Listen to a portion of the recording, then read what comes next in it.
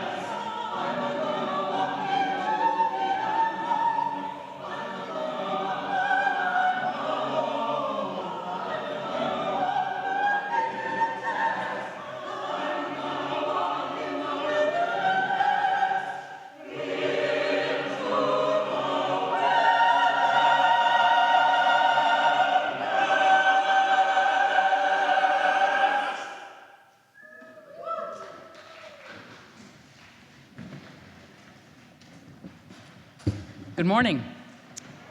Welcome to First Parish in Brookline on this last Sunday of our regular church year. We are a welcoming Unitarian Universalist congregation, open and affirming to all.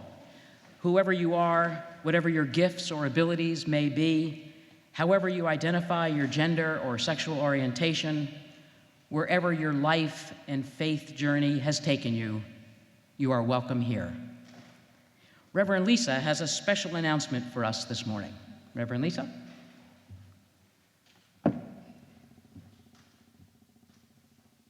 Thank you, Carla.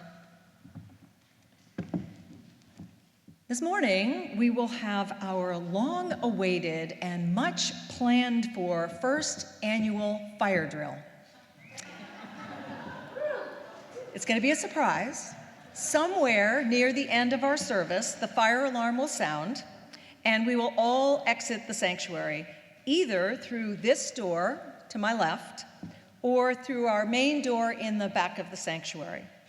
Those who exit through this side door will proceed down the steps, go around the building to the far left, down the hill, turn right, and go down to Codman Place. There'll be people who will guide you and help you with that.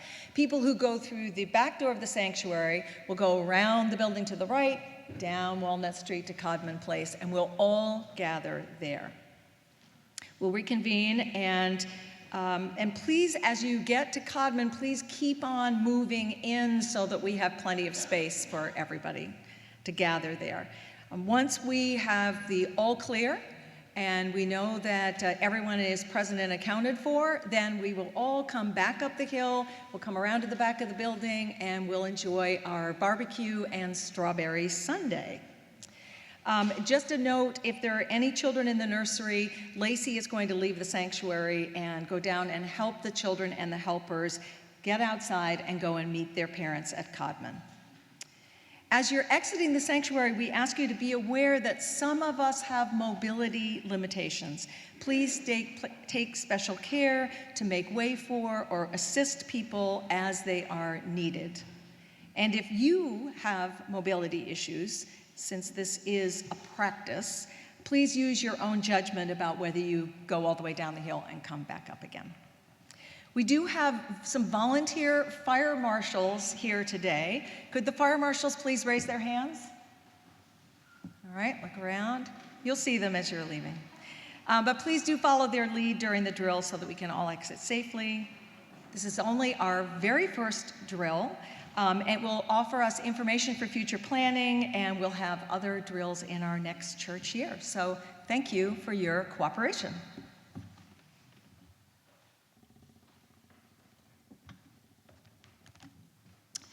As we mentioned, today is our closing Sunday of the church year here in the sanctuary. However, please take note that we will have services every Sunday this summer in Lyon Chapel, beginning a bit earlier at 10 a.m. So if you get here at 11 a.m., you can have lemonade and water, and you can talk about the service you didn't see. We're beginning next week with Emily Cherry and Elizabeth and Kristen McIntyre, who will be leading a service on how you cope with guilt and shame. So be there. I think you'll enjoy it. Please join us and consider bringing a friend. Welcome, one and all.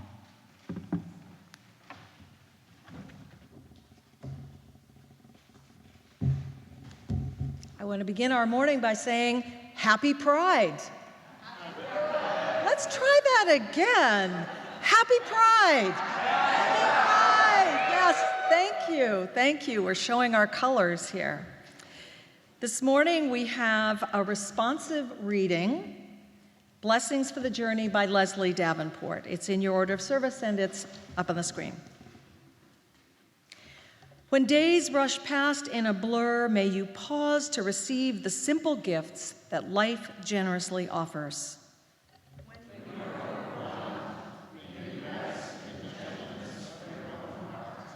When you are feeling hopeless, may your imagination hold a torch to unseen possibilities.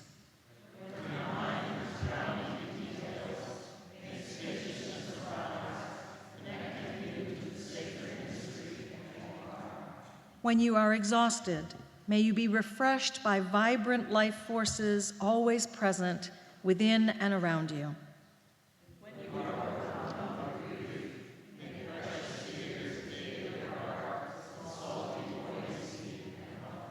When the world brushes you with harshness, may you realize that we're all works in progress and life itself is a learning curve.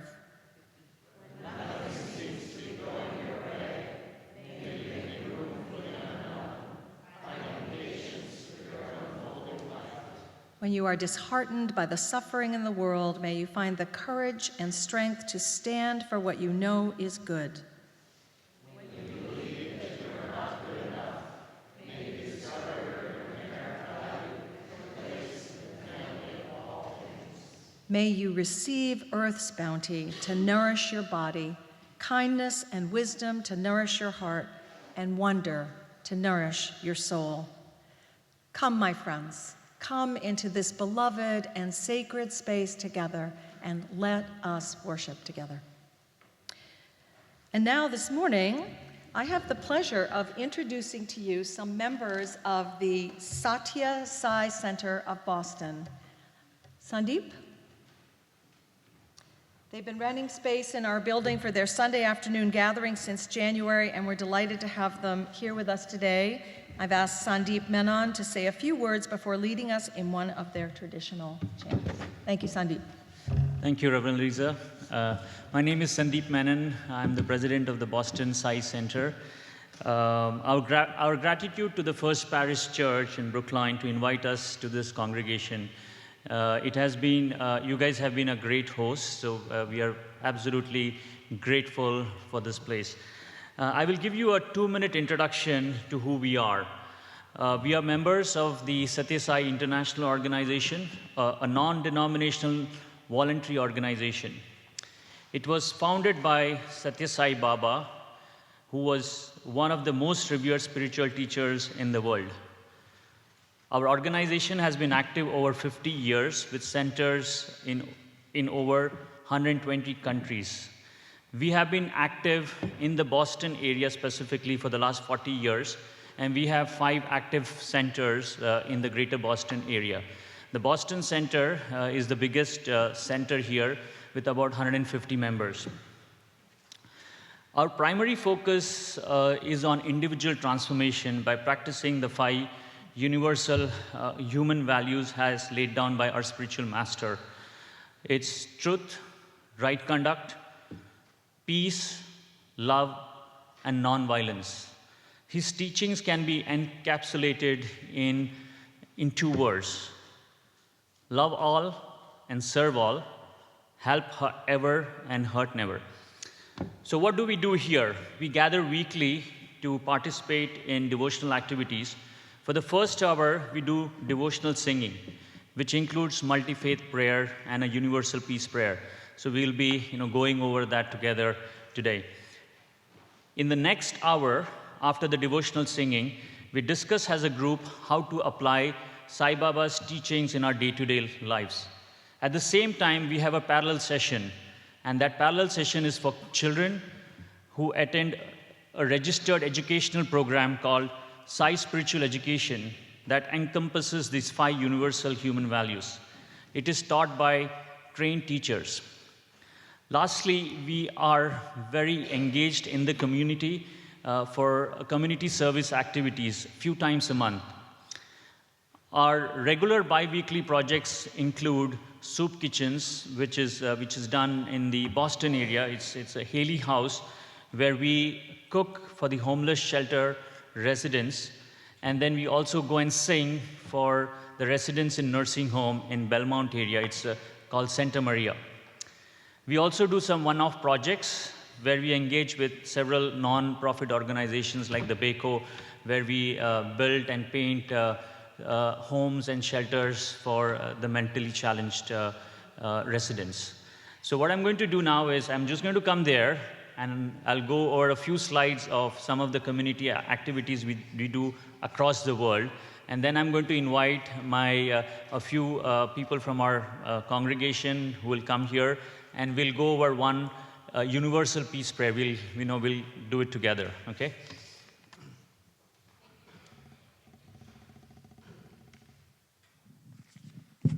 I had to be 7 feet tall if I had to see that. Okay, so first of all, thanks, Noah. I don't know wherever you are. Oh, thank you, you're here.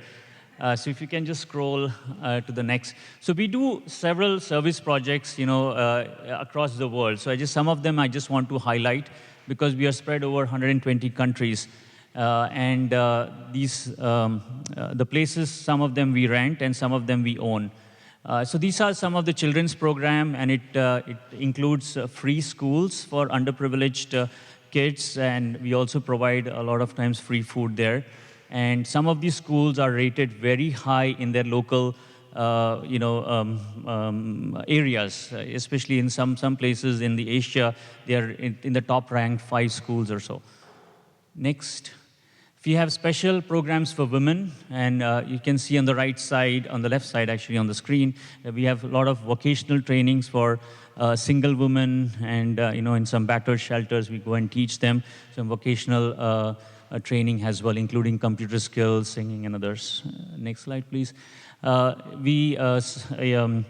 According to Sai Baba, youth is the future, so we invest a lot of time in the youth, and the youth go there and do a lot of training. So the one on the right side is a tele-training for nursing education. And there are several in our congregation who are physicians, including myself. So we do a lot of medical camps in the area and outside the area. So we have several free medical camps. So one of the distinguishing feature is Sai Baba always says there should be 3 things that should be absolutely free. It's a human birthright. First is drinking water should be clean, and it should be served free. So he has a lot of water projects that is happening in India. We have a super specialty hospital which has got it's the state-of-the-art hospital, and it is free of cost. A lot of free cardiac care is given to underprivileged population. And the third one is schools. So we have a lot of schools that are free of cost for kids. And of course, we, depending upon the natural disaster reliefs, we have been there in Haiti and several other places, including including Texas and other places when there were a natural disaster relief. And of course, the education, which I touched upon. And this is his school there in the bottom of the slide, which is in India, and it's a free school for, anybody can come and can be admitted there. Okay, so I'm just going to invite a few members from our center who are here. So they will just walk up here, and I'll just transition to one of them who is going to take us to an universal prayer, and it's a very universal prayer. It's mostly, it's a prayer for, universal peace, okay? So I'll have Shobha Menon join me here. She's an SSC teacher, the Sai Spiritual Education teacher. And we have Rajni Santanam, who is our SSC coordinator. So she runs the program. We have Vijay, who is a long-term member. Anna Gurevich, she is in our youth wing, and she's going to lead us in the prayer. And then we have Niti Bharatan. She actually leads our devotional program. Okay, so I'll just transition it to Anna. Hi, good morning. Thank you so much for having us here. So this is a pretty short prayer, so I think it would be really lovely if we could all do it together. So this is a universal prayer for peace, and the English translation is there. It's literally the translation of the Sanskrit words. So let's quickly go over the pronunciation of the Sanskrit prayer. And I'll say a word, and if you could all repeat, that would be great. Samasta, Asa, Loka, Loka, Sukhino, Sukhiyo, Bhavantu. Bhantu. That's great. And so that's repeated 3 times in the same tune, and then we go into the English translation, which is the same tune. So I'll sing the prayer, and if you could follow along, that would be great. And then once we do that once, then we'll all do it, the whole prayer together. Samasta loka sukhino bhavantu. Samasta loka sukhino bhavantu. That's great. And then the English version of that goes, may all beings in all the worlds be happy. May all beings in all the worlds be happy. And then the closing prayer that we have is a prayer for peace, and it goes like this.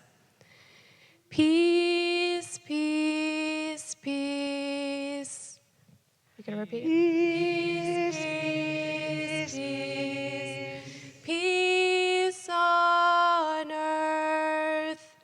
Peace on earth. Peace, peace, peace. Peace, peace, peace. For all the universe. For all the universe. That's great. So why don't we start from the top? We'll do the Sanskrit prayer 3 times, then the English translation, and then the peace prayer. Okay, so we'll stop there. Samasta loka sukhino bhavantu. Samasta loka sukhino bhavantu. Samasta loka sukhino bhavantu. May all beings in all the worlds be happy. Peace, peace, peace. Peace on earth. Peace, peace.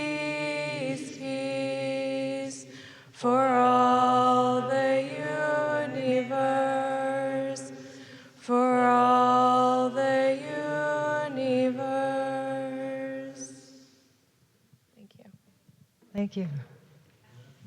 Thank you, everyone.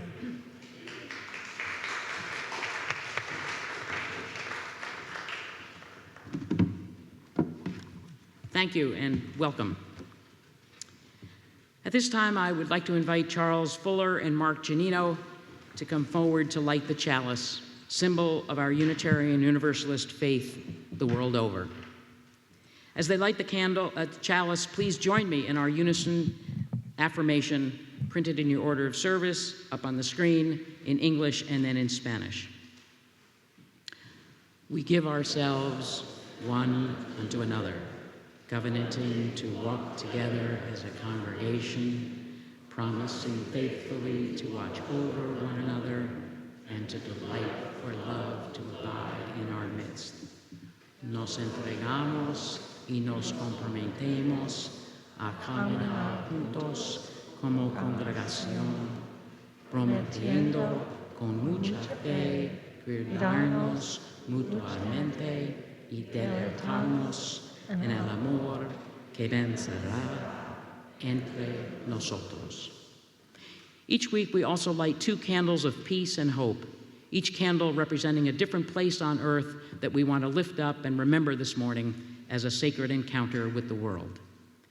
Today, we remember 2 places that we especially hold close in this service and through the week ahead. After each of the candles is lit, we will speak the words for peace in English, Arabic, and Hebrew. Peace, salam, shalom. Our first candle is lit for the beaches of Normandy in France. 75 years ago, they were the site of the D-Day assault by Allied troops.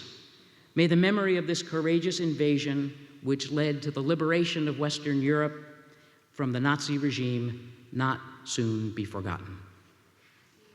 Peace. Salam, shalom. Our second candle is lit for London, England, where a young woman and her girlfriend were physically attacked on a bus because they refused to kiss in front of their attackers. May we remain ever vigilant in the face of renewed homophobia around the world. Peace, salam, shalom.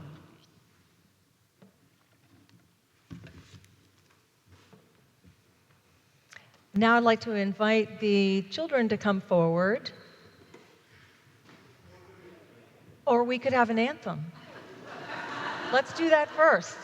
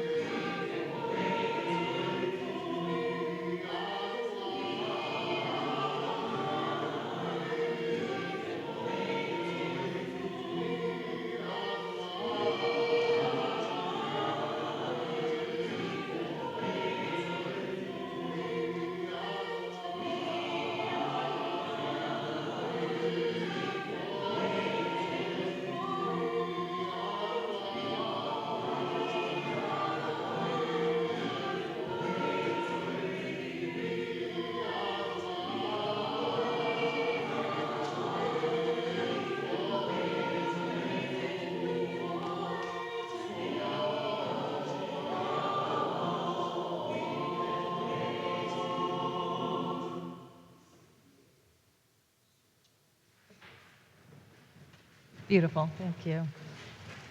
And now I'd like to invite the children to come forward and join Lacey and me on the chancel for the Time for All Ages.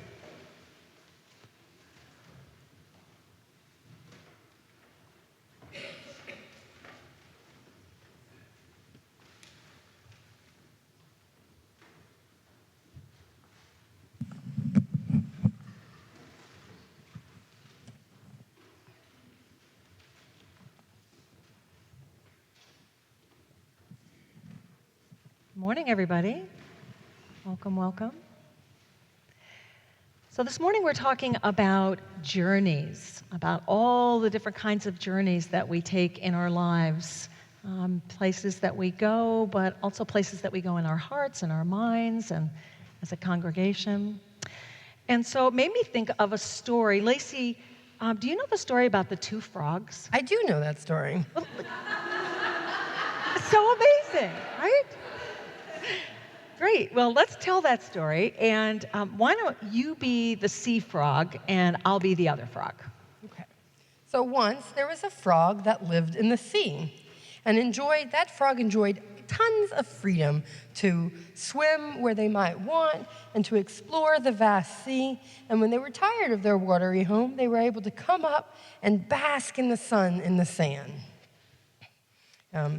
And so one day, after having dozed on the beach for a while, this frog couldn't hear in the distance the sounds of another frog, and so croaking. And so one day, after basking in the sun, the frog thought, let me go and find those other frogs.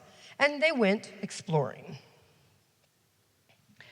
As soon as the sea frog looked into the well, he saw other frogs, and they started greeting him, the well frogs. They said, hey, are you lost? Come on and jump in and enjoy our spacious home. So this frog looked down into the well and thought, not today. And politely declined, said, no, thank you. I will stay up here, but thank you so much for the invitation. Not now, friends. And then the frog went on its way back to the sea. But as the sea frog was moving back towards its home, they started to think, this might be an opportunity to help those well frogs find a new home in a bigger, vaster place that is the sea. And so the sea frog went back and retraced their steps until they came back to the well. And the well frog said, welcome back, friend. Come on in. So the sea frog jumped into the well, and instead of falling into the water, he landed on the backs of some other frogs, because the well was so crowded that frogs covered every inch of that well. Now, Mr. Big Talk, the frog leader, he came hopping on the backs of his fellow frogs over to the sea frog, and he greeted him, and he entertained him with all kinds of frog delicacies. What do frogs eat? Flies, bugs, worms maybe, all kinds of delicacies for the sea frog.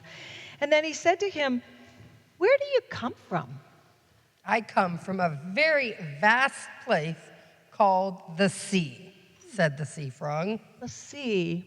What's your purpose in honoring us with a visit here? And the sea frog said, to take you all to my sea home, where you won't die of suffocation and can live in freedom. Well, the frog leader said, but tell me, what is the size of your sea? Is it this big? Nay, my friend, it is so much bigger than that. Is it this big? Nay, my friend, it is so much bigger than that. Is it this big? Nay, my friend, it is so much bigger than that. How could it dare be bigger than that? And so the sea frog said, the sea is much bigger than 6 trillion wells that you can see here. the frog of the well was completely beside himself because he couldn't inflate himself anymore with his wrath. He shouted, "Imposter! Impossible! Nothing could be bigger than our great big well." And so after hours of this verbal sparring, in the frog language, of course, the sea frog persuaded the well frog and the other frogs in the well to visit the ocean.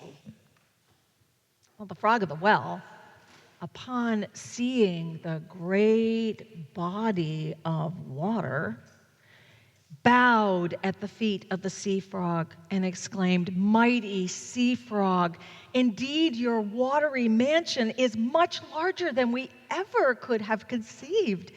We never would have known this if we had remained in our confined little home in the well.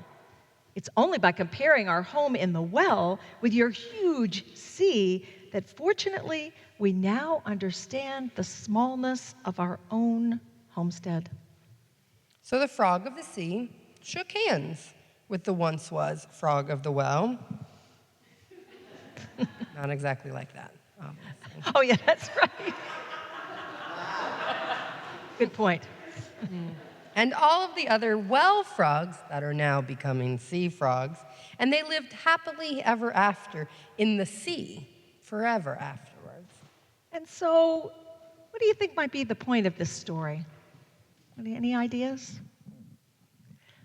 What might happen if you take a journey to a place that you don't know very much about? It could be big. You might learn new things, right? It might have different things from the places that you know. So it's good to be adventurous and to try new things and to go new places. And that is what we hope for all of us. Thank you so much. And now you can return to your seats. Thanks, Lacey.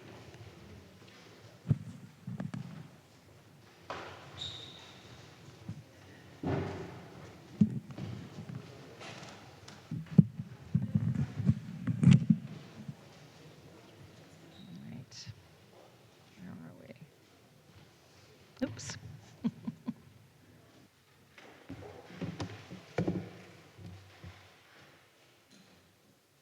Please join me in the spirit of prayer. This prayer is from Sensei Egyoko Nakao.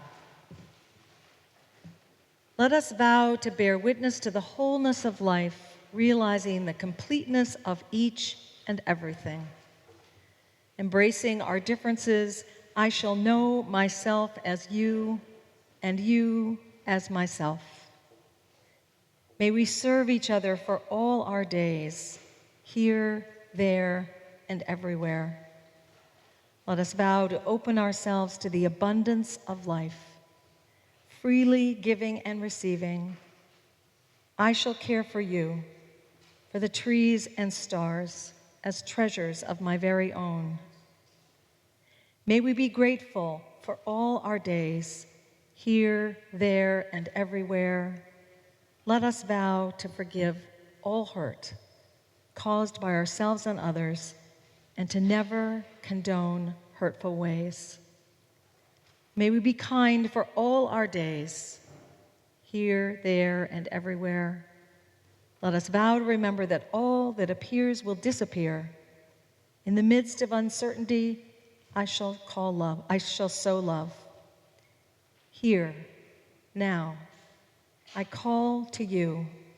Let us live the great peace that we are. May we give no fear for all our days, here, there, and everywhere. Amen. Now I'll ring the bowl for the start of our moment of meditation.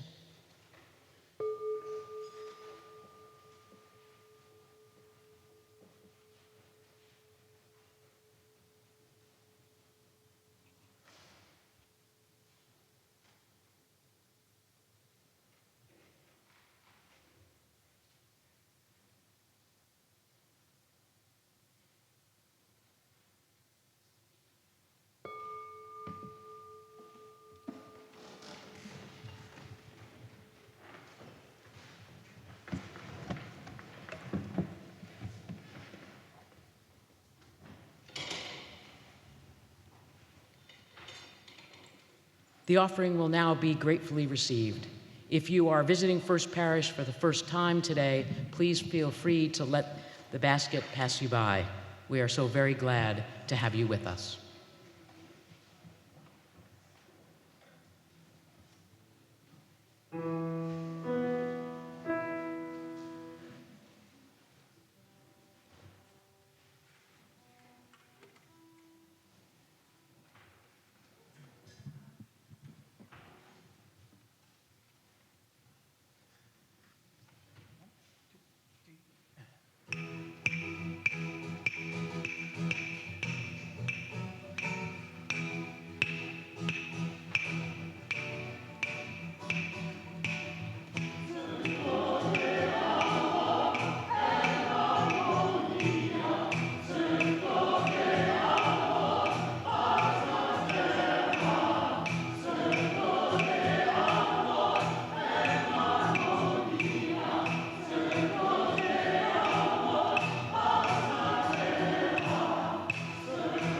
Voices are calling round the earth.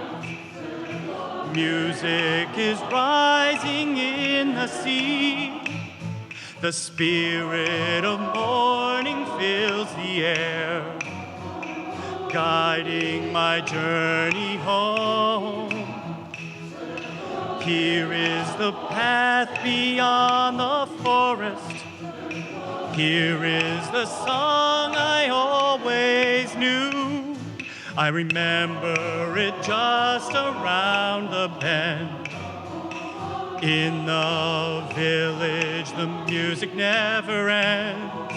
In a circle of friends, in a circle of sound, all our voices will blend when we touch common ground.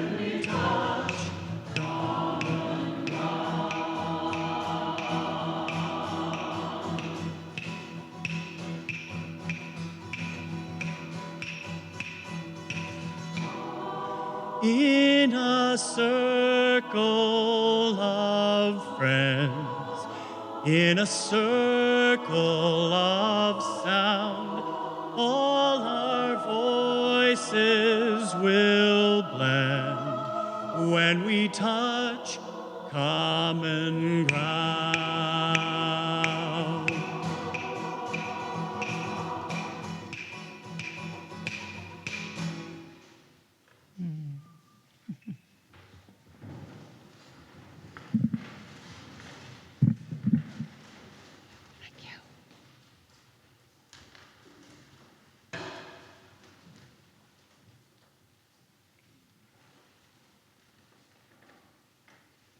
For all that you have given and for all that we have received, we say thank you.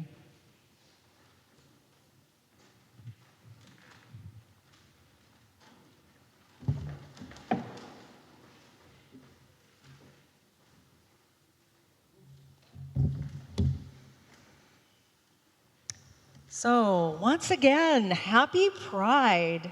It is a time to celebrate Pride Day, Pride Week, Pride Month. We get to be proud all year round. And we are displaying proudly the new flag, which has the colors of our transgender siblings embedded in the rainbow colors, which is exactly where they should be. So that's a wonderful thing. So I'm talking about journeys today, and we have had a journey as a congregation this year with a lot to celebrate. And I was thinking this week, what would be the best way to show appreciation for all of the things that I'm grateful for and we're grateful for? So I heard a story from a colleague. She was driving down the road. She saw a used car dealership up ahead, and there was a big sign that said, "Honk if you love." And she thought, wow, that's so great. You know, you've been to demonstrations and rallies and marches where people honk because they're in support. They honk for appreciation. She's getting all ready to honk because she loves, and then she gets closer and she sees that underneath is an American flag. And she said, oh, it kind of narrowed all that big, broad enthusiasm and appreciation that she had. Now kind of felt small. But I do like that idea of honking our encouragement. And of course, it makes us think of geese. What makes me think of geese? So I recently learned about geese flying in formation, and I came across the Lessons from the Geese by Robert McNeish. And I'm going to offer you these lessons. So number one is about uplift. So as geese fly, they flap their wings. Each goose flaps its wings, and that creates an uplift for the geese that are following them. And also, flying in a V the way they do, it actually gives them 71% greater flying range. I don't know how they did that math, but somebody did it. So the lesson we learned from that, people who are moving in a common direction with a sense of community, a sense of purpose, common ground, if you will, they get where they're going faster and easier. Which makes me think of our year, of our deep conversations about moving out beyond our white middle class norms, about forging a common direction together, and also about how our 7 principles give us that kind of uplift, that sense of common purpose. The second lesson is about formation. When a goose falls out of formation, they suddenly feel a drag or a resistance that pulls them back into that V formation. That's the lifting power of the birds in front. So like geese, we need to stay with those headed where we want to go. We need to be able to accept help and help others. And we do that here. We support each other here. We lift each other up. We're very good at giving help. Some of us need to be a little better about accepting help. That seems to be hard for some of us, including me. But as Lacey reminded us last week, also, we can band together to support the young people here, and that really will move us all forward. Number 3, lesson from the geese, is rotating the lead. So the lead goose, when they get tired, they rotate back into the formation, and another one flies point position. I learned that both males and females do that, just like here. We take turns doing the hard tasks, sharing leadership. People, like geese, are interdependent. We rotate leadership on our committees, on our board, in tasks that need to be completed, and ideally, everyone here has a chance to lead something. Because different kinds of leadership, that is good for all of us. Number 4, lesson from the geese. When a goose is wounded or sick or shot down, 2 geese stay with them. They drop out of the formation and they follow down to the ground to help that goose and protect them. They stay with them until they're able to fly again or until they die. And then they launch out and they join another formation or they catch up to their original formation. So if we have as much sense as geese, we stand by each other in difficult times, as well as those times when we're feeling strong. It made me think of the Cape Cod Sea Camp weekend that we had when our Elena had a bad fall, And people jumped in right away to help her. Kids started running to get help. People went with her to the hospital. They stayed with her till she could return, volunteered to drive her back home. Our main group kept on going, but we kept checking on her progress. Number 5 lesson from the geese is about honking, my favorite one. Geese in formation honk from behind to encourage those up front to keep up their speed, to keep going. We need to make sure that our honking here is encouraging and not something else. We need to make sure it's enthusiastic, that it's loud enough for everybody to hear. Dr. McNeish wrote, "If we have as much sense as geese, our hearts will be moved by more than parochial, more than our own narrow interests. To foster a more compassionate world, we must practice caring for one another with joy and over long distances. If justice is to be realized, our voices must speak loudly, even boisterously, of love." I love that part about honking. And we honk for each other here. We honk by clapping. But we could do even more honking. In other congregations, they shout out, "Amen," or "Preach it," or "Tell it," or "Right on," or "Woo." We could stomp our feet. We need that honking here more than ever, that encouragement. So, as I mentioned a couple of times, this was Pride Week, and yesterday there was a big parade and celebration in Boston, and somehow when the parade is over, I think maybe some people think, well, our work is done for the year, but you know what? It's not. So, I never told you my own personal coming out story. You do have a lesbian, queer minister, and I thank you.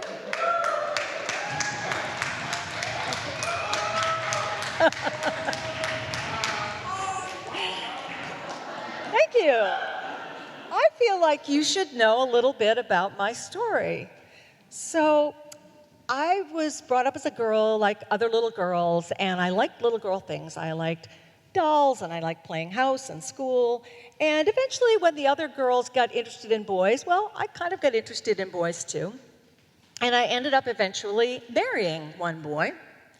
And he and I had 3 children. We were married for 20 years, and then we divorced. So when I was divorced, it was kind of like being a teenager all over again. I started looking around, thinking about dating, and kind of tried to figure out who I was interested in. And I did date a few men, but pretty quickly I figured out that I was actually interested in women. I was in my mid-40s when I came out to myself. Go figure. It's better than not ever coming out, right? What they don't tell you about coming out is that it's not just once. You have to come out over and over and over. And it doesn't necessarily get easier. I have to confess, I even got a little nervous today coming out here. When you're coming out, you have to think about if you have a partner, girlfriend, boyfriend, close friend, can you hold hands? Can you kiss in public? And then when you're working, can you put up pictures of your girlfriend, your partner, your spouse? Can you refer to them with your coworkers? Can you tell stories from home? Now, when I was a school principal and I was dating Zoe, who eventually became my wife, we were closeted in that school. It simply was not a time that it would have been safe to be out as a school principal in Lynn, Massachusetts. When the same-sex marriage battle started to get going in Massachusetts, I was working at that time in the Hamilton Wenham schools up in the North Shore, a pretty conservative district. Zoe and I had a commitment ceremony in the summer of 2003, and I decided that because of the privilege that I had, I was working in the central office as a consultant, I could talk about something that no one else was talking about. I was the only out staff member in that district in 2004. I knew there were others, but they weren't out. So I could have stayed in the well, like the well frogs, but I really wanted to swim in the big sea. And I had enough privilege, I was aware of that. White, formerly identifying as straight, formerly married to a man, cisgender, I had enough privilege to do that. So I talked about our wedding, our commitment ceremony, I showed pictures, and the fun thing was that other staff in that building, well, they got proud of themselves. They got proud of their own reactions. Now they knew a gay person. They knew a married gay person. And when people would come to the office, they'd say, Lisa, show them the pictures of your wedding. They were proud. And I hoped that it paved the way for others. And so I decided that I was going to be out everywhere I went. I would have a bigger life, which here in liberal New England is not so hard. Zoe and I have traveled other places. We've traveled in the South. We've traveled in other countries. I remember being in Peru where we got some pretty invasive questions. But I decided to be brave because I could, so that young people and people with less privilege could feel a little braver. So I want to thank you for honking. I want to thank you for appreciating Zoe and me, for welcoming my family, us and other family members. It matters. It makes a big difference. And this is a welcoming congregation. This is a congregation that states that it has a broad welcome, as we say every Sunday morning, to everyone who identifies as lesbian, gay, bisexual, transgender, queer, questioning, anywhere. And on that note, please leave the building.